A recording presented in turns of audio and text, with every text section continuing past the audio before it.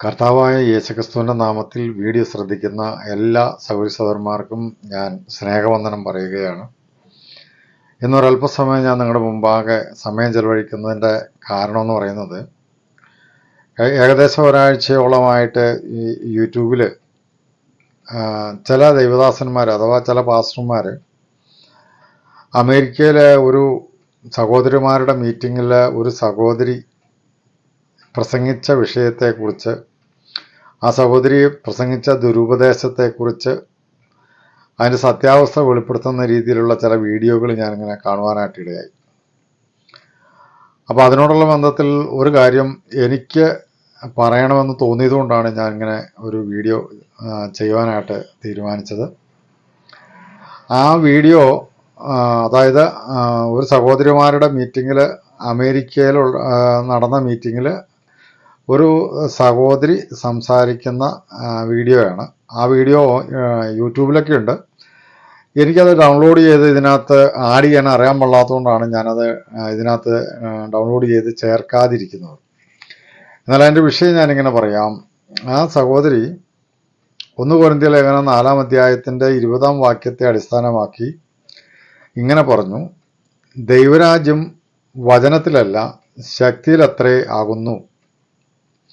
എന്നാ സഹോദരി പറഞ്ഞതിന് ശേഷം ആ സഹോദരി ആവർത്തിച്ച് പറഞ്ഞൊരു കാര്യമുണ്ട്. ആ സഹോദരി വേദപുസ്തകം ഇങ്ങനെ ഉയർത്തിപ്പിടിച്ചുകൊണ്ട്, അതായത് ഞാൻ പറയാം, ആ സഹോദരി ദൈവരാജ്യം വചനത്തിലല്ല ശക്തിയിലത്രേ എന്ന് പറഞ്ഞിട്ട് ആ സഹോദരി ഇങ്ങനെ വേദപുസ്തകം 2 പ്രാവശ്യം വചനത്തിലല്ല ശക്തിയിലത്രേ എന്ന് പറഞ്ഞു. വീണ്ടും ആ സഹോദരി ആവർത്തിച്ച് പറഞ്ഞത് വചനത്തിലല്ല ശക്തിയിലത്രേ ആകുന്നു എന്ന് പറഞ്ഞു. അതായത് ആ സഹോദരി ഉദ്ദേശിച്ച വചനം എന്ന് പറയുന്നത് വേദപുസ്തകമാണ്. വേദപുസ്തകത്തിൻ്റെ വചനത്തെ, അത് വേദപുസ്തകം മുഴുവനെയും വചനം എന്നാണ് നമ്മളെല്ലാം പറയുന്നത്. ഇത് ദൈവവചനമാണ്.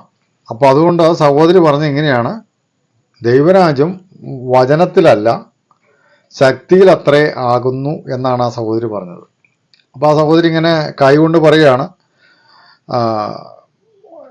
ഇത് ഞാൻ പറഞ്ഞതല്ല, ഇത് ബൈബിളിലുള്ളതാണ്. അതുകൊണ്ട് നമ്മൾ ദൈവരാജ്യം വചനത്തിലല്ല, നമ്മൾ കുറച്ച് ശക്തി പ്രകടിപ്പിച്ചാലേ ദൈവരാജ്യം ആകുകയുള്ളൂ എന്ന് ആ സഹോദരി പറയുകയാണ്.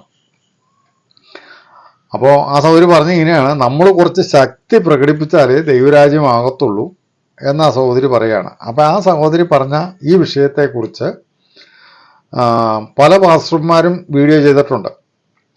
അവർ പറഞ്ഞത് ആ സഹോദരിയുടെ ദുർവ്യാഖ്യാനം എന്നും പറഞ്ഞാണ് വീഡിയോ ചെയ്തേക്കണത്. അതിനകത്ത് അവരെല്ലാം ഈ സഹോദരി പറഞ്ഞ ആ സംഭാഷണം അവർ ഡൗൺലോഡ് ചെയ്തിട്ട് അതിൻ്റെ പ്രസക്ത ഭാഗം അതിനകത്ത് ചേർത്തിട്ടുണ്ട്. അപ്പോൾ ഞാനത് ചേർത്തിട്ടില്ല. അപ്പോൾ എങ്കിലും ഞാൻ അതിൻ്റെ കാര്യങ്ങൾ പറയാനായിട്ടാണ് ആഗ്രഹിച്ചത്. അപ്പോൾ ആ സഹോദരി പറഞ്ഞത് ഒരു ദുർവ്യാഖ്യാനമാണ്, ദുരുപദേശമാണെന്നാണ് ഈ പാസ്റ്റർമാരെല്ലാവരും പറഞ്ഞത്. ആ സഹോദരി പറഞ്ഞത് 2 കാര്യങ്ങൾ ആ സഹോദരി അറിവില്ലായ്മ കൊണ്ട് പറഞ്ഞു എന്നാണ് എനിക്ക് തോന്നുന്നത്. ഒന്നാമത്തെ കാര്യം, ആ സഹോദരി 1 കൊരിന്ത്യർ ലേഖനം 4-ാം അധ്യായത്തിൻ്റെ 20-ാം വാക്യത്തിൽ പറയുന്ന വചനം വേദപുസ്തകം ആണ് എന്ന്, അല്ലെങ്കിൽ വേദപുസ്തകം മൊത്തത്തിൽ വചനമാണ്. അപ്പോൾ അതുകൊണ്ട് ആ വചനം ഈ വേദപുസ്തകം പൊക്കി പിടിച്ചിട്ടാണ് പറയുന്നത് വചനത്തിലല്ല എന്ന്. അപ്പോൾ ആ സഹോദരിയെ പറഞ്ഞത് തെറ്റിദ്ധരിച്ചിരിക്കുന്ന ഒരു കാര്യം, ഈ വേദപുസ്തകത്തിലെ വചനത്തിൻ്റെ അടിസ്ഥാനത്തിലല്ല ദൈവരാജ്യം എന്നാണ് ആ സഹോദരി തെറ്റിദ്ധരിച്ചിരിക്കുന്നത്.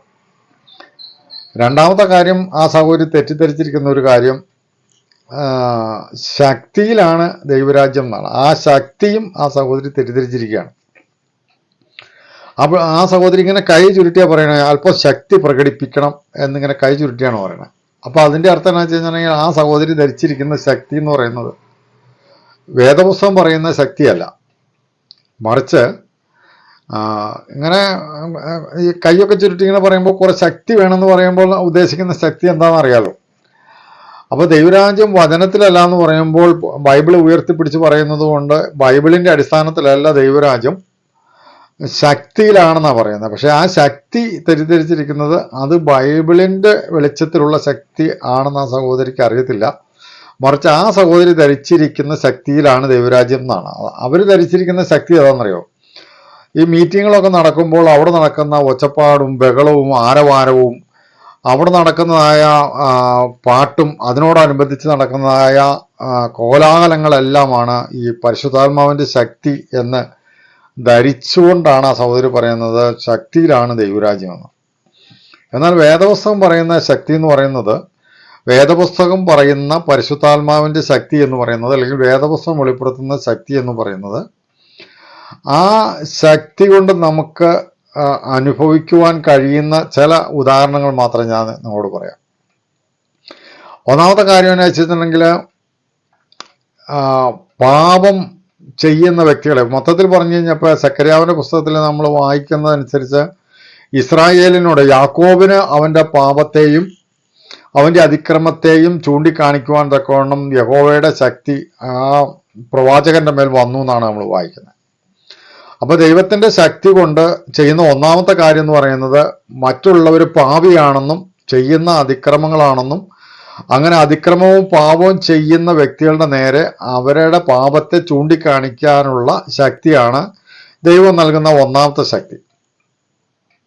രണ്ടാമത്തെ കാര്യം എന്ന് പറഞ്ഞിട്ടുണ്ടെങ്കിൽ, ദൈവത്തിൻ്റെ ശുശ്രൂഷ ചെയ്യുന്ന വ്യക്തികൾക്ക് മരിക്കേണ്ടി വന്നാൽ മരിക്കുവാനും ഉപദ്രവമേൽക്കേണ്ടി വന്നാൽ ഉപദ്രവം ഏൽക്കുവാനും തക്കവണ്ണം ദൈവം അവരെ ശക്തീകരിക്കുന്ന അതിനെയാണ് ശക്തി, ദൈവശക്തി എന്ന് പറയുന്നത്. അതാണ് രണ്ടാമത്തെ കാര്യം. ഇപ്പൊ സ്തെഫാനസിനെ കുറിച്ചൊക്കെ നമ്മൾ വായിക്കുന്നുണ്ട്, അവൻ കൃപയും ശക്തിയും നിറഞ്ഞവനായി എന്ന് നമ്മൾ വായിക്കുന്നുണ്ട്. അപ്പൊ സ്തെഫാനോസിന് കൊടുത്ത ശക്തി എന്ന് പറയുന്നത് മരിക്കുവാൻ തയ്യാറായ അല്ലെങ്കിൽ മരിക്കുവാനുള്ള ആ ഒരു ധൈര്യം, ആ ഒരു ശക്തിയാണ് ദൈവം കൊടുത്തത്. അപ്പൊ ശക്തി എന്ന് പറയുന്നത് കുറെ ഒച്ചപ്പാടുണ്ടാക്കുന്നതല്ല, അല്ലെങ്കിൽ ഉറക്ക പാട്ട് പാടുന്നതല്ല, ഉറക്ക പ്രസംഗിക്കുന്നതല്ല, പ്രസംഗകൻ മേശക്കിട്ട് രണ്ട് തട്ടുന്നതൊന്നുമല്ല ഈ ശക്തി എന്ന് പറയുന്നത്. ഒന്നാമത്തെ കാര്യം, യേശുക്രിസ്തു പറഞ്ഞ ഒരു കാര്യമുണ്ട്, എന്നറിയോ? ഈ ലോകം യേശുക്രിസ്തുവിനെ പകയ്ക്കുവാനൊരു കാരണമുണ്ട്. കാരണം യേശുക്രിസ്തു യോഹന്നാന്റെ സുവിശേഷം 7-ാം അധ്യായത്തിൽ പറഞ്ഞത്, ഈ ലോകത്തിന്റെ പ്രവൃത്തി ദോഷമുള്ളതാണെന്ന് പറയുന്നത് കൊണ്ട് ഈ ലോകം എന്നെ പകയ്ക്കുന്നു എന്നാണ് പറഞ്ഞത്. അപ്പൊ ഈ ലോകത്തിന്റെ പ്രവൃത്തി ദോഷമുള്ളതാണെന്ന് പറയുവാൻ, അല്ലെങ്കിൽ അവർ പാപികളാണ്, അല്ലെങ്കിൽ നിങ്ങൾ പാപത്തിൽ മരിക്കുമെന്ന് ഈ യഹൂദാജനത്തോട് പറയുവാനുള്ള ശക്തി യേശുക്രിസ്തുവിലുണ്ടായിരുന്നു. കാരണം യേശുക്രിസ്തു 40 ദിവസം ഉപവാസം കഴിഞ്ഞ് മരുഭൂമിയിൽ നിന്ന് ഗലീലയ്ക്ക് വരുമ്പോൾ പരിശുദ്ധാത്മാവിൻ്റെ ശക്തിയോടെ അവൻ ഗലീലയ്ക്ക് മടങ്ങിപ്പോയിന്ന. അപ്പോൾ ആ ഏറ്റവും കൂടുതൽ പരിശുദ്ധാത്മാവിൻ്റെ ശക്തി അനുഭവിച്ച വ്യക്തിയാണ് കർത്താവായ യേശുക്രിസ്തു. ആ വ്യക്തി ഈ ലോകത്തോട് പറഞ്ഞു, ഈ ലോകത്തെ അവരുടെ പാവം ചൂണ്ടിക്കാണിച്ചു, അതുപോലെ തന്നെ അവരുടെ കപടത ചൂണ്ടിക്കാണിച്ചു. അപ്പോൾ അതുപോലെ തന്നെ ഈ ലോകം പാപം നിറഞ്ഞതാണെന്ന് പറഞ്ഞതിൻ്റെ പേരിൽ ലോകം യേശുക്രിസ്തുവിനെ പകച്ചു. അവിടെയെല്ലാം യേശുക്രിസ്തു ഉപയോഗിച്ച ശക്തി എന്ന് പറയുന്നതാണ് പരിശുദ്ധാത്മാവിൻ്റെ ശക്തി. അതുപോലെ അപ്പോസ്തലന്മാരെല്ലാം, യോഹന്നാൻ ഒഴികെയുള്ള മറ്റ് അപ്പോസ്തലന്മാരെല്ലാം രക്തസാക്ഷികളാവുകയാണ് ചെയ്യുന്നത്. അപ്പോൾ അവർക്കൊക്കെ രക്തസാക്ഷികളാകുവാനുള്ള ശക്തി പരിശുദ്ധാത്മാവിനാൽ ദൈവം അവർക്ക് നൽകുകയാണ് ചെയ്തത്. അപ്പോൾ അതാണ് വേദപുസ്തകം വെളിപ്പെടുത്തുന്ന ശക്തി കൊണ്ടുള്ള ചില അനുഭവങ്ങൾ. എന്നാൽ ഇന്ന് ഈ സഹോദരി ഉൾപ്പെടെ, അല്ലെങ്കിൽ അനേക സഹോദരന്മാർ വിചാരിച്ചിരിക്കുന്ന ശക്തി എന്ന് പറയുന്നത് ഉറക്കപ്പാട്ട് പാടുക, ഉറക്ക പ്രസംഗിക്കുക, അന്യഭാഷയിൽ സംസാരിക്കുക, ബഹളമുണ്ടാക്കുക, അതുപോലെ തന്നെ സ്റ്റേജിൽ കൂടെ ഓടി നടക്കുക, അങ്ങനെ ഉള്ള കുറെ കാര്യങ്ങൾ ശക്തിയായിട്ടാണ് ചിലർ ധരിച്ചിരിക്കുന്നത്. അതാണ് പരിശുദ്ധാത്മാവിൻ്റെ ശക്തി എന്നാണ്. അപ്പം അതുകൊണ്ടാണ് സഹോദരി പറഞ്ഞത്, കുറച്ച് ശക്തി പ്രദർശിപ്പിച്ചാലേ ദൈവരാജ്യമാകുള്ളൂ എന്ന് പറഞ്ഞത്. എന്നാൽ ശക്തി കൊണ്ട് ദൈവരാജ്യം ഉണ്ടാകുന്നത് എങ്ങനെയാണെന്ന് പറയാം. അപ്പൊ യേശുക്രിസ്തു പരിശുദ്ധാത്മാവിന്റെ ശക്തി നിറഞ്ഞവനാണ്. യേശുക്രിസ്തു ഈ ഭൂതങ്ങളെല്ലാം പുറത്താക്കി, പിശാച് ബാധിച്ചവരെ എല്ലാം കർത്താവ് വിടുവിച്ചു. അപ്പൊ ഭൂതങ്ങളെ, ഞാൻ ദൈവാത്മാവിനാൽ ഭൂതങ്ങളെ പുറത്താക്കുന്നു എങ്കിൽ ദൈവരാജ്യം നിങ്ങളുടെ ഇടയിൽ വന്നു സ്പഷ്ടമായി എന്നാണ് പറയുന്നത്. അപ്പോൾ യേശുക്രിസ്തു ഭൂതങ്ങളെ പുറത്താക്കുവാൻ, അല്ലെങ്കിൽ ഭൂതങ്ങളുടെ തലവനായ ബയൽസെബൂലിനെ പിടിച്ചു കെട്ടുവാനുള്ള ശക്തി യേശുവിനുണ്ടായിരുന്നു. അപ്പോൾ യേശുക്രിസ്തു പറയുവാണ്, ദൈവരാജ്യം നമ്മുടെ ഇടയിൽ വന്നു എന്നാണ് പറയുന്നത്. അപ്പോൾ ആ ശക്തിയാണ് ദൈവരാജ്യത്തെ ഉൽപ്പാദിപ്പിക്കുന്നത്. അതല്ലാതെ ഈ ബഹളമുണ്ടാക്കുന്ന ശക്തിയല്ല ദൈവരാജ്യത്തെ ഉൽപ്പാദിപ്പിക്കുന്നത്. മറിച്ച് രോഗികളെ സൗഖ്യമാക്കുന്ന ശക്തി, ഉപദ്രവിക്കപ്പെടുമ്പോൾ സഹിക്കുന്ന ശക്തി, അതുപോലെ തന്നെ യേശുക്രിസ്തുവിൻ്റെ നാമത്തെ ഉയർത്തുന്ന ശക്തി. യേശുക്രിസ്തു ശിഷ്യന്മാരെ അയക്കുമ്പോൾ നിങ്ങൾ പോകുമ്പോൾ മാനസാന്തരപ്പെടണമെന്ന് പ്രസംഗിക്കണം, രോഗികളെ നിങ്ങൾ സൗഖ്യമാക്കണം എന്നും പറഞ്ഞു വിട്ടു. അപ്പം അവർ പ്രദർശിപ്പിച്ച ശക്തിയാണ് ദൈവരാജ്യത്തിന് ആധാരമായിരിക്കുന്നത്.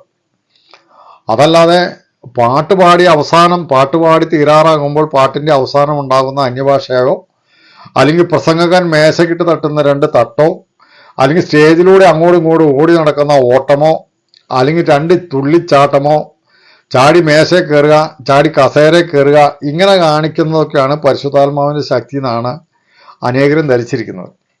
എന്നാൽ പ്രിയ സഹോദരന്മാരെ, ഞാൻ നിങ്ങളോട് പറയാം, ഈ തുള്ളിച്ചാടുന്നതും ഇങ്ങനെ കാണിക്കുന്നതും ഒന്നും അല്ല ദൈവശക്തി എന്ന് പറയുന്നത്. ആ ദൈവശക്തി എന്താണെന്ന് 2-3 കാര്യങ്ങൾ ഞാനിപ്പോൾ നിങ്ങളോട് പറഞ്ഞു.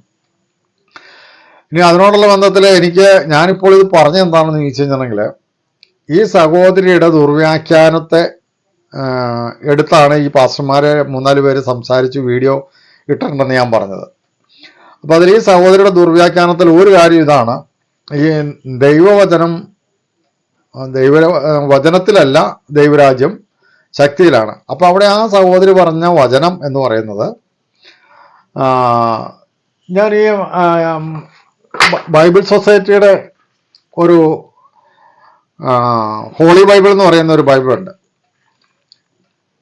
അതിൽ ഞാൻ ആ വാക്യം ഒന്ന് വായിച്ച് കേൾപ്പിക്കാം നിങ്ങളെ. 1 കൊരിന്ത്യർ ലേഖനം 4-ാം അധ്യായത്തിൻ്റെ 20-ാം വാക്യമാണ് ആ സഹോദരി വായിച്ചത്. ഞാൻ 18 മുതൽ 20 വരെ ഒന്ന് വായിക്കാം. ഞാൻ നിങ്ങളുടെ അടുക്കിലേക്ക് വരികയില്ലെന്ന് വിചാരിച്ച് നിങ്ങളിൽ ചിലർ അഹങ്കരിക്കുന്നുണ്ട്. എന്നാൽ കർത്താവ് അനുവദിക്കുന്നെങ്കിൽ ഞാൻ വേഗം നിങ്ങളുടെ അടുക്കൽ വരും. അപ്പോൾ ആ അഹങ്കാരികളുടെ വാക്കുകളല്ല, അവരുടെ ശക്തി തന്നെ ഞാൻ നേരിട്ട് കണ്ടുകൊള്ളാം എന്ന് പൗലോസ് പറഞ്ഞതിന് ശേഷം പറയുന്ന വാക്യമാണ് അടുത്ത വാക്യം. ഇപ്പോൾ ഞാൻ വായിച്ചത് 18-19 ആണ്. അതിനുശേഷം 20-ാം വാക്യത്തിൽ ഇങ്ങനെയാണ് നമ്മൾ വായിക്കുന്നത്: എന്തുകൊണ്ടെന്നാൽ ദൈവരാജ്യം കേവലം വാക്കുകളാലല്ല ശക്തിയാൽ അത്രേ പ്രവർത്തിക്കുന്നത്. ആ വാക്യം ഞാൻ ഒന്നുകൂടെ പറയാം. എന്തുകൊണ്ടെന്നാൽ ദൈവരാജ്യം കേവലം വാക്കുകളാലല്ല ശക്തിയാൽ അത്രേ പ്രദർശിപ്പിക്കുന്നത്. അവിടെ ഈ വാക്ക് എന്നുള്ളതിനെയാണ് വചനം എന്ന് സത്യവേദ പുസ്തകത്തിൽ വചനം എന്നാണ് എഴുതിയിരിക്കുന്നത്. അതായത് ദൈവരാജ്യം വചനത്തിലല്ല ശക്തിയിലത്രേ. അപ്പം അവിടെ ഈ വചനം എന്ന് പറഞ്ഞിരിക്കുന്ന കാര്യം ഈ കൊരിന്ത്യര് ചേർത്തിരിക്കുന്ന കാര്യങ്ങൾ അവരിങ്ങനെ വാചകമടിക്കുന്ന കാര്യമാണ്. അപ്പോൾ ആ വാചകമടിക്കുന്ന കാര്യത്തിലല്ല ദൈവരാജ്യം, അല്ലെങ്കിൽ നിങ്ങൾ ഈ പറയുന്ന വാക്കുകളിലല്ല ദൈവരാജ്യം ഇരിക്കുന്നത്.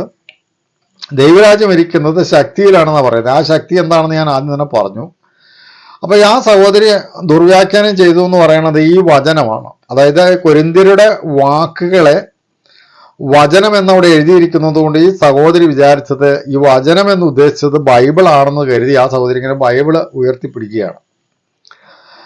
അപ്പോൾ ആ സഹോദരിക്ക് തെറ്റുപറ്റിയത് ഇതാണ്: ഈ കൊരിന്ത്യരുടെ വാക്കുകളെയാണ് അവിടെ വചനം എന്ന് പൗലോസ് പറഞ്ഞത്.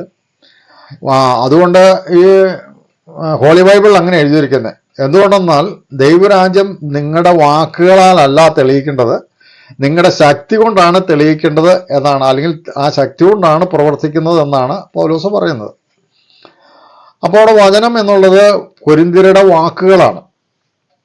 അപ്പോൾ അതാണ് ആ സഹോദരി തെറ്റായി വ്യാഖ്യാനിച്ച് ദുർവ്യാഖ്യാനം ചെയ്തു എന്ന് പറയുന്നത്.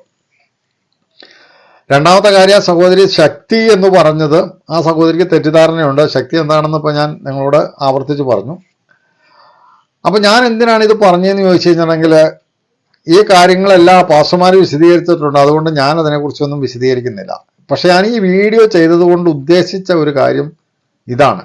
ഏതാണെന്ന് ചോദിച്ചാൽ, ഇങ്ങനെയുള്ള സഹോദരിമാരും അതുപോലെയുള്ള സഹോദരന്മാരും ശുശ്രൂഷകന്മാരുമെല്ലാം പ്രസംഗിക്കുമ്പോൾ അവരുടെ പ്രസംഗം കേൾക്കുവാനായിട്ട് അവരുടെ മുമ്പിൽ വന്നിരിക്കുന്ന കേൾവിക്കാരായ സഹോദരി സഹോദരന്മാരോടാണ് എനിക്ക് ചോദിക്കാനുള്ളത്. ഈ പ്രസംഗിക്കുന്ന ആ വിഷയം അല്ലെങ്കിൽ ആ വായിക്കുന്ന ആ ഒരു വചനം ബൈബിളിലുണ്ടോ എന്ന് പരിശോധിക്കുക മാത്രമല്ല ചെയ്യേണ്ടത്. ആ പ്രസംഗിക്കുന്ന ഒരു വിഷയം ഒരു വചനം വായിച്ചിട്ട് ഒരു വിഷയത്തെ അവതരിപ്പിക്കുകയാണ് ചെയ്യുന്നത്. അപ്പൊ ആ വിഷയം ബൈബിളിന് അനുസൃതമായിട്ടാണോ പ്രസംഗകൻ പറയുന്നത്, അല്ലെങ്കിൽ പ്രസംഗകൻ പറയുന്നത് ബൈബിളിന് അനുസൃതമാണോ എന്ന് പരിശോധിക്കാൻ എന്തുകൊണ്ടാണ് ഈ ഓഡിയൻസ് അല്ലെങ്കിൽ കേൾവിക്കാരായ സഹോദരി സഹോദരന്മാർ തയ്യാറാകാത്തത് എന്നാണ് എനിക്ക് ചോദിക്കാനുള്ളത്. അപ്പൊ അങ്ങനെ തയ്യാറാകാത്തത് കൊണ്ടുള്ള കുഴപ്പം എന്താണെന്ന് ഞാൻ പറയാം. അതിനകത്തുള്ളത് രണ്ട് കുഴപ്പങ്ങളാണ്. ഒന്നാമത്തെ കുഴപ്പം, ഈ വേദപുസ്തകം നമ്മുടെ മുമ്പാകെ ഒരു വചനം വായിച്ചിട്ട് അത് വ്യാഖ്യാനിച്ചു തരുന്ന പ്രസംഗകൻ, അവൻ്റെ മുമ്പിലിരിക്കുന്ന വിശ്വാസികൾ വേദപുസ്തകം വായിച്ച് മനസ്സിലാക്കാത്തവരാണെന്ന് അറിയാവുന്ന പ്രസംഗകന്മാരാണെങ്കിൽ അവർ എന്തും പ്രസംഗിക്കും, ഏത് വിഷയവും അവർ അവതരിപ്പിക്കും. അപ്പോൾ കേൾവിക്കാരായ വിശ്വാസികൾ ഇദ്ദേഹം ദൈവത്തിൻ്റെ ദാസനായതുകൊണ്ട് ഇദ്ദേഹം പറയുന്നതെല്ലാം സത്യമാണെന്ന് ഇങ്ങനെ വിശ്വസിക്കും. ഞാൻ ഒന്നോളം പറയാം, ഈ ഓഡിയൻസ് ആയിട്ടിരിക്കുന്നതായ വിശ്വാസികൾ വേദപുസ്തകം വായിച്ച് ഗ്രഹിക്കാത്തവരാണെന്ന് മനസ്സിലായി കഴിഞ്ഞാൽ പ്രസംഗിക്കുന്ന വ്യക്തിക്ക് എന്ത് വിഷയം വേണമെങ്കിലും പറയാം, എന്ത് ഉപദേശം വേണമെങ്കിലും പറയാം, ഒരു വചനത്തെ ഏത് രീതിയിൽ വേണമെങ്കിലും വ്യാഖ്യാനിക്കാം. അതിൻ്റെ കാരണം എന്താണെന്ന് ചോദിച്ചു കഴിഞ്ഞാൽ, ഈ മുമ്പിലിരിക്കുന്ന വിശ്വാസികൾ ആരും വേദപുസ്തകം വായിച്ച് ഈ കാര്യങ്ങളൊന്നും മനസ്സിലാക്കിയിട്ടില്ല എന്ന് പ്രസംഗിക്കുന്നവനറിയാം. അപ്പം അതുകൊണ്ട് ഈ വേദപുസ്തക പ്രകാരമാണോ പ്രസംഗിക്കുന്നതെന്ന് പരിശോധിക്കാൻ കഴിയണമെങ്കിൽ ഈ പ്രസംഗം കേൾക്കുവാനായിട്ട് പോകുന്ന സഹോദരി സഹോദരന്മാർ അത്യാവശ്യം വേദപുസ്തകം വായിച്ച് ഗ്രഹിച്ചിരിക്കണം എന്നുള്ളതാണ്. വേദപുസ്തകം വായിച്ച് ഗ്രഹിച്ചില്ലെങ്കിൽ പറ്റാവുന്ന ഒരു തെറ്റാണ് ഞാനിപ്പോൾ പറഞ്ഞത്. അപ്പോൾ ഞാനിങ്ങനെ പറയട്ടെ, ഈ ലോകത്ത് ഈ വിശ്വാസ സമൂഹത്തിൽ ഇന്ന് ഒരുപാട് തെറ്റായ രീതിയിൽ വചനത്തെ വ്യാഖ്യാനിക്കുന്ന, ഇപ്പം ആ സഹോദരിയെ പോലെ തന്നെ വചനത്തെ തെറ്റായിട്ട് വ്യാഖ്യാനിക്കുന്ന, ചിത്രീകരിക്കുന്ന സഹോദരിമാരും സഹോദരന്മാരും വേറെയുണ്ട്. അപ്പോൾ അതുകൊണ്ട് ഈ തെറ്റായിട്ട് വ്യാഖ്യാനിക്കപ്പെടുന്ന സഹോദരി സഹോദരന്മാരുടെ എണ്ണം വർദ്ധിച്ചു വരുന്നതിൻ്റെ കാരണം എന്താണെന്ന് നിങ്ങൾക്കറിയാവോ? ഈ കേൾവിക്കാര് ഈ വചനം വായിച്ച് മനസ്സിലാക്കിയിട്ടുള്ളവരല്ല എന്ന് അവർക്ക് അറിയാമെന്നുള്ളത് കൊണ്ടാണ്. അപ്പം ഞാനിങ്ങനെ പറയാം, അനേക കള്ളപ്രവാചകന്മാരും അനേക ഉപദേശകന്മാരും ദുരുപദേശം പ്രസംഗിക്കുന്നവരും തെറ്റായ വചനം വ്യാഖ്യാനിക്കുന്നവരും എല്ലാം ഈ വിശ്വാസകോളത്തിൽ പെരുകി വരുന്നതിൻ്റെ കാരണം എന്താണെന്ന് ചോദിച്ചു കഴിഞ്ഞാൽ, ഈ വിശ്വാസികളായിട്ടുള്ള കേൾവിക്കാരായിട്ടുള്ള ഈ സഹോദരി സഹോദരന്മാരൊന്നും വേണ്ട വിധത്തിൽ വേദപുസ്തകം വായിക്കുകയോ ധ്യാനിക്കുകയോ അതെന്താണ് വെളിപ്പെടുത്തുന്നതെന്ന് മനസ്സിലാക്കുകയോ ചെയ്യാത്തവരാണ് എന്നുള്ള കാര്യം അവർക്ക് അറിയാവുന്നത് കൊണ്ടാണ് അങ്ങനെയുള്ളവർ ഒരുപാട് വർദ്ധിച്ചു വരുന്നത്. അപ്പോൾ ഞാൻ നിങ്ങളോടൊരു കാര്യം ചോദിക്കട്ടെ, ഈ വെളിപ്പാടെന്ന് പറഞ്ഞു കഴിഞ്ഞാൽ എന്താണെന്നറിയാമോ? വെളിപ്പാടെന്ന് പറഞ്ഞു കഴിഞ്ഞാൽ മറ നീക്കി കാണിക്കുക എന്നോ അല്ലെങ്കിൽ മറഞ്ഞിരിക്കുന്നത് വെളിച്ചത്ത് കാണിക്കുക എന്നോ ആണ് വെളിപ്പാടെന്നുള്ളതിൻ്റെ അർത്ഥം. അതിന് സംശയമുണ്ടെങ്കിൽ വെളിപ്പാട് പുസ്തകം വായിച്ചാൽ അറിയാം, അവിടെ യോഹന്നാന് കൊടുത്ത വെളിപ്പാട്, യേശുക്രിസ്തുവിൻ്റെ വെളിപ്പാട്. അപ്പോൾ അത് യോഹന്നാന് പ്രദർശിപ്പിക്കുകയത്, അപ്പോൾ അത് വെളിപ്പെടുത്തി കൊടുക്കുകയത്. അപ്പോൾ എന്ന് പറഞ്ഞതുപോലെ വെളിപ്പാടെന്ന് പറഞ്ഞാൽ അത് വെളിപ്പെടുത്തുന്നതാണ്. അപ്പോൾ വിശ്വാസികളെ സംബന്ധിച്ച് വചനത്തിൻ്റെ ഒരു വെളിപ്പാടുണ്ടായിരിക്കണം, അല്ലെങ്കിൽ പ്രസംഗകനെ സംബന്ധിച്ച് വചനത്തിൻ്റെ ഒരു വെളിപ്പാടുണ്ടായിരിക്കണം. ആ വെളിപ്പാടില്ലെങ്കിൽ ശലോമോൻ പറയുന്നത്, വെളിപ്പാടില്ലാത്തടത്ത് ജനം എന്ത് ചെയ്യുമെന്ന് അറിയാം, നശിച്ചു പോകുന്നു അദ്ദേഹം പറഞ്ഞു. അപ്പൊ ഈ വെളിപ്പാടെന്ന് പറഞ്ഞാൽ എന്താണെന്നാണ് ഞാൻ ഈ പറയുന്നത്. അതായത് ഇപ്പൊ ഒരു വ്യക്തി, ഇപ്പൊ പത്രോസ് ആവട്ടെ, പൗലോസ് ആവട്ടെ, യാക്കോബാവട്ടെ, കർത്താവായ യേശുക്രിസ്തു ആവട്ടെ, ഒരു വചനം പ്രസംഗിക്കുകയോ ഒരു വചനം എഴുതുകയോ ചെയ്തു കഴിയുമ്പോൾ ആ എഴുതിയ വചനം എന്തുദ്ദേശത്തോടെയാണ് എഴുതിയതെന്ന്, എഴുത്തുകാരൻ എന്താണ് ഉദ്ദേശിച്ചതെന്ന് വായിക്കുന്ന വ്യക്തിക്ക് വെളിപ്പെട്ട് കിട്ടുന്നതിനെയാണ് വെളിപ്പാടെന്ന് പറയുന്നത്. അപ്പോൾ ഞാനൊരു ഉദാഹരണം കൂടി പറയാം. ഇപ്പം ഈ അമേരിക്കയിലെ ആ പൗലോസ് അപ്പോസ്തലന്റെ വാക്ക് അല്ലെങ്കിൽ ആ വചനം, പൗലോസ് അപ്പോസ്തലൻ കൊരിന്ത്യർക്ക് എഴുതിയ ആ വചനം വ്യാഖ്യാനിച്ച സഹോദരിക്ക് പൗലോസ് എന്താണ് ഉദ്ദേശിച്ചത് എന്ന് ആ സഹോദരിക്ക് വെളിപ്പെട്ട് കിട്ടിയില്ല. അതായത് ആ വചനത്തിന്റെ വെളിപ്പാട് ആ സഹോദരിക്ക് ഉണ്ടായിരുന്നില്ല. അതുകൊണ്ടാണ് ആ സഹോദരിക്ക് തെറ്റുപറ്റിയത്. അതുപോലെയാണ് പല പ്രസംഗകന്മാർക്കും തെറ്റുപറ്റുന്നത്. എഴുത്തുകാരൻ എന്തുദ്ദേശിച്ചാണ് ആ വചനം എഴുതിയതെന്ന് കണ്ടെത്തുന്നതാണ് അതിൻ്റെ വെളിപ്പാട്. ഇപ്പൊ യേശുക്രിസ്തു ഒരു കാര്യം പറഞ്ഞു, ആ വചനം യേശുക്രിസ്തു എന്തർത്ഥത്തിലാണ് പറഞ്ഞതെന്ന് നമുക്ക് വെളിപ്പെട്ട് കിട്ടുന്നത്, അല്ലെങ്കിൽ എന്തുദ്ദേശത്തോടെയാണ് യേശു അത് സംസാരിച്ചതെന്ന് നമുക്ക് വെളിപ്പെട്ട് കിട്ടുന്നതിനെയാണ് വെളിപ്പാടെന്ന് പറയാം, വചനത്തിന്റെ വെളിപ്പാടെന്ന് പറയും. ഇപ്പൊ ഉദാഹരണത്തിന് ഞാനിങ്ങനെ പറയാം, യേശുക്രിസ്തു പറഞ്ഞു, യേശുക്രിസ്തുവിനെ ഒരുത്തൻ പറഞ്ഞു, ഞാൻ മുമ്പേ പോയി എൻ്റെ അപ്പനെ അടക്കട്ടെ. അപ്പോ യേശുക്രിസ്തു പറഞ്ഞു, നീ അടക്കാൻ പോകണ്ട, അപ്പൊ മരിച്ചവർ തങ്ങളുടെ മരിച്ചവരെ അടക്കട്ടെ. അപ്പൊ യേശുക്രിസ്തു ഈ മരിച്ചവർ തങ്ങളുടെ മരിച്ചവരെ അടക്കട്ടെ എന്ന് പറഞ്ഞാൽ അതെന്താണെന്ന്, യേശുക്രിസ്തു ഉദ്ദേശിച്ചത് എന്താണെന്ന് നമുക്ക് വെളിപ്പെട്ട് കിട്ടുന്നതിനെയാണ് ആ വചനത്തിന്റെ വെളിപ്പാടെന്ന് പറയുന്നത്. അപ്പൊ പൗലോസ് ഒരു വചനം എഴുതുമ്പോൾ, യേശുക്രിസ്തു ഒരു വചനം സംസാരിക്കുമ്പോൾ, പത്രോസ് ഒരു വചനം എഴുതുമ്പോൾ, ആ എഴുതുന്ന വ്യക്തി എന്താണോ ഉദ്ദേശിച്ചത് ആ ഉദ്ദേശം നമുക്ക് മനസ്സിലാകുന്നതിനെയാണ് ആ വചനത്തിന്റെ വെളിപ്പാട് എന്ന് പറയുന്നത്. അപ്പൊ ഈ വെളിപ്പാട് നമുക്കില്ലെങ്കിൽ എന്താ കുഴപ്പമെന്ന് വെച്ച് കഴിഞ്ഞാൽ, നമ്മുടെ മുമ്പിൽ നിന്ന് പ്രസംഗിക്കുന്ന വ്യക്തി എന്ത് പറഞ്ഞാലും നമ്മളങ്ങ് വിശ്വസിക്കും. മനസ്സിലായെന്ന് ഞാൻ വിചാരിക്കുകയാണ്. ഈ വചനത്തിന്റെ വെളിപ്പാട് നമുക്കില്ലെങ്കിൽ എന്താണെന്നറിയോ, നമ്മുടെ മുമ്പിൽ നിന്ന് പ്രസംഗിക്കുന്ന വ്യക്തി എന്ത് വിളിച്ചു പറഞ്ഞാലും അത് ശരിയാണെന്ന് നമ്മളങ്ങ് വിശ്വസിക്കും. അതുകൊണ്ടാണ് പൗലോസ് അപ്പോസ്തലൻ എഫേസ്യ വിശ്വാസികൾക്ക് വേണ്ടിയിട്ട് ഒരു കാര്യത്തിന് വേണ്ടി പ്രാർത്ഥിച്ചു. അത് എഫേസ്യ ലേഖനം 1-ാം അധ്യായത്തിന്റെ 17 മുതലുള്ള വാക്യങ്ങളിൽ രേഖപ്പെടുത്തിയിട്ടുണ്ട്. അതിൽ ആ പ്രധാന പോയിന്റ് കാര്യം മാത്രം ഞാൻ പറയാം.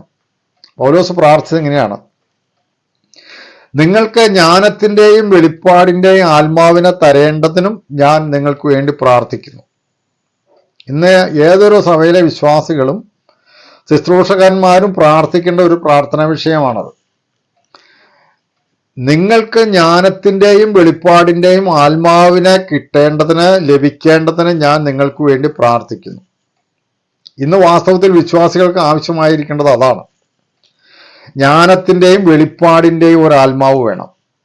ഇന്ന് വചനത്തിന്റെ വെളിപ്പാടില്ല. അതുകൊണ്ടെന്നറിയോ, വചനത്തിന്റെ വെളിപ്പാടില്ലാത്തത് കൊണ്ട് ഈ ചില ബുദ്ധിമാന്മാര്, അതായത് കുറെ ഇംഗ്ലീഷും ഹിന്ദി കുറെ മറ്റു ഭാഷകളും ഒക്കെ അറിയാവുന്നവരാണെങ്കിലുണ്ടല്ലോ, തകർത്തങ്ങ് പ്രസംഗിക്കുമ്പോൾ നമ്മൾ തോന്നും അതാണ് അഭിഷേകം, അതാണ് കൃപ, അതാണ് വെളിപ്പാടെന്നൊക്കെ നമുക്ക് തോന്നും. ചില പ്രസംഗകന്മാർ ഒരു വിഷയം തന്നെ, ഇപ്പൊ നമ്മൾ ആ പറഞ്ഞ സഹോദരി തന്നെ ഇംഗ്ലീഷിൽ പറയുന്നു, മലയാളത്തിൽ പറയുന്നു, ഹിന്ദിയിൽ പറയുന്നു. ഇതൊക്കെ പറയണ കേൾക്കുമ്പോൾ നമുക്ക് തോന്നും ആ സഹോദരി ഭയങ്കര അഭിഷേകമുള്ളതാണ്, ഭയങ്കര വെളിപ്പാടുള്ളതാണെന്നൊക്കെ നമുക്ക് തോന്നും. പക്ഷെ ആ സഹോദരിക്ക് വെളിപ്പാടില്ലാത്തത് കൊണ്ടാണ് ആ സഹോദരി ആ വചനം വ്യാഖ്യാനിച്ചപ്പോൾ തെറ്റിപ്പോയതെന്ന് നമുക്ക് മനസ്സിലാക്കാൻ പറ്റും.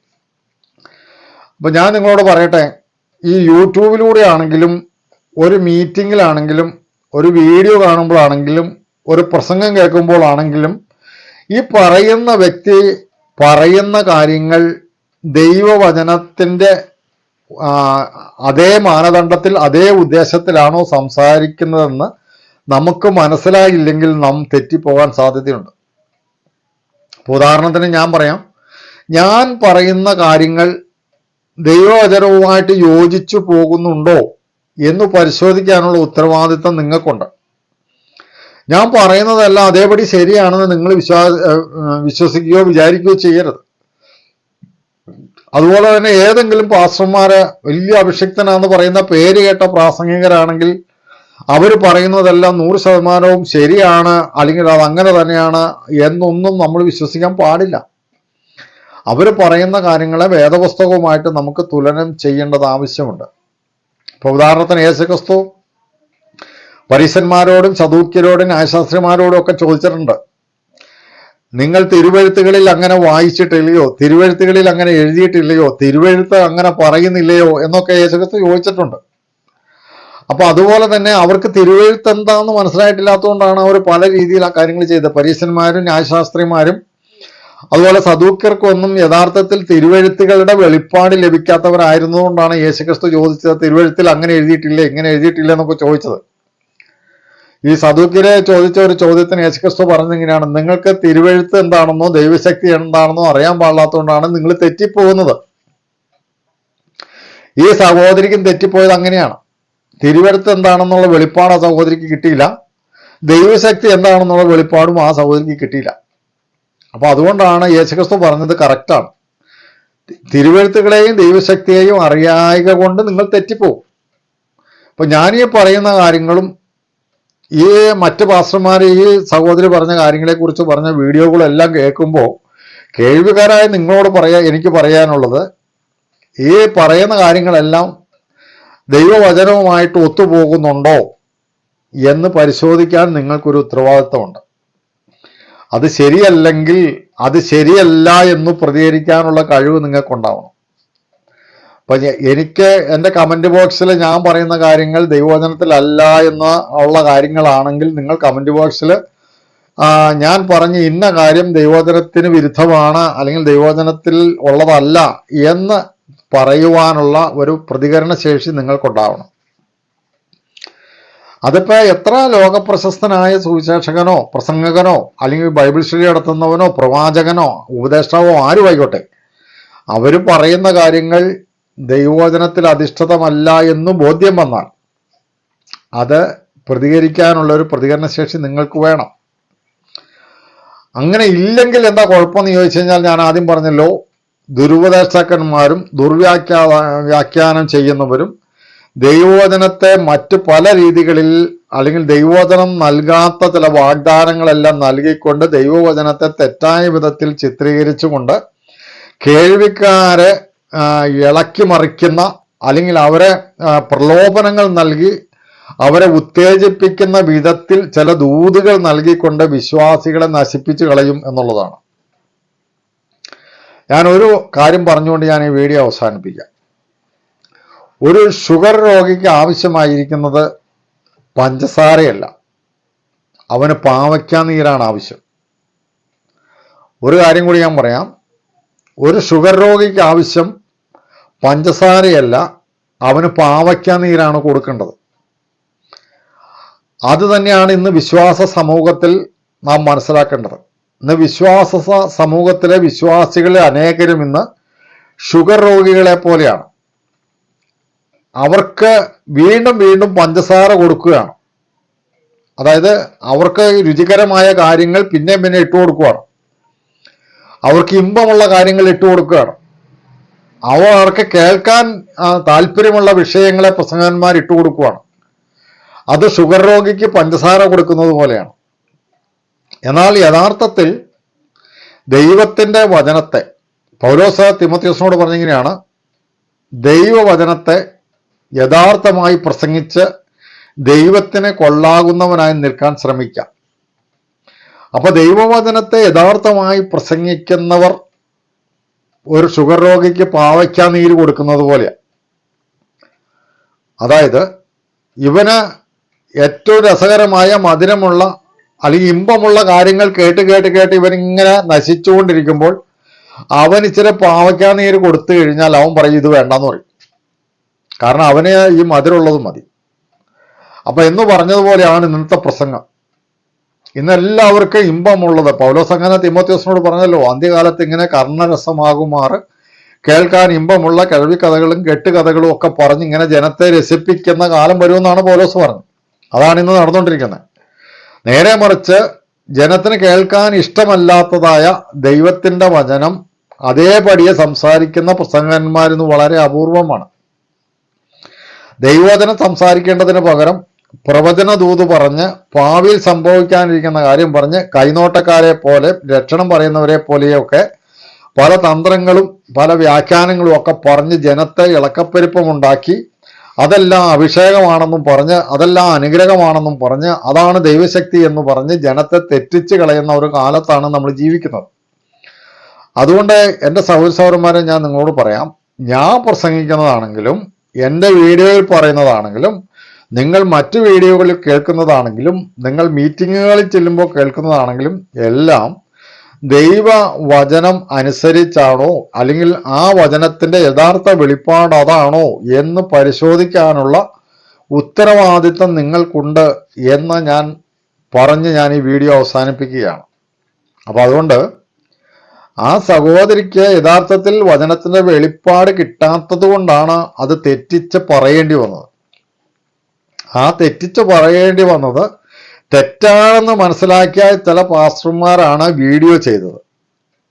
അപ്പൊ അതുകൊണ്ട് ഞാൻ നിങ്ങളോട് പറയുന്നത്, ചില പാസ്റ്റർമാരത് മനസ്സിലാക്കിയത് കൊണ്ട് കാര്യമില്ല, കേൾവിക്കാരായ നിങ്ങളും അത് മനസ്സിലാക്കണം. അതുകൊണ്ട് പാസ്റ്റർമാർക്ക് വേണ്ടി മാത്രം ദൈവം കൊടുക്കാനല്ല ഈ വെളിപ്പാട് വെച്ചേക്കണത്. വേദപുസ്തകം വായിക്കുന്ന ഏതൊരു മനുഷ്യനും ദൈവം വെളിപ്പാട് കൊടുക്കും. അപ്പൊ അതുകൊണ്ടാണ് പൗലോസ് എഫേസ്യർക്ക് വേണ്ടി പ്രാർത്ഥിച്ചത്, ജ്ഞാനത്തിൻ്റെയും വെളിപ്പാടിൻ്റെയും ആത്മാവിനെ അവർക്ക് കൊടുക്കണം എന്ന്. അത് തന്നെയാണ് ഞാനും പ്രാർത്ഥിക്കുന്ന കാര്യം. മനുഷ്യന് ആവശ്യമായിരിക്കുന്നത് അല്ലെങ്കിൽ വിശ്വാസിക്ക് ആവശ്യമായിരിക്കുന്നത് ജ്ഞാനത്തിൻ്റെയും വെളിപ്പാടിൻ്റെയും ആത്മാവാണ്. അതില്ല എങ്കിൽ നാം തെറ്റിപ്പോകും. അതില്ലാത്തവർ മറ്റു പലരെയും തെറ്റിച്ചും കളയും. അപ്പോൾ അതുകൊണ്ട് ഞാൻ ഈ വീഡിയോ അവസാനിപ്പിക്കുകയാണ്. കാര്യം നിങ്ങൾക്ക് മനസ്സിലായി എന്ന് ഞാൻ വിചാരിക്കുന്നു. അതുകൊണ്ട് ദൈവം അനുവദിക്കുന്ന പക്ഷം നമുക്ക് മറ്റൊരു വീഡിയോയിൽ വീണ്ടും കാണാം. ദൈവമായ കർത്താവ് നമ്മളെല്ലാവരെയും അനുഗ്രഹിക്കട്ടെ.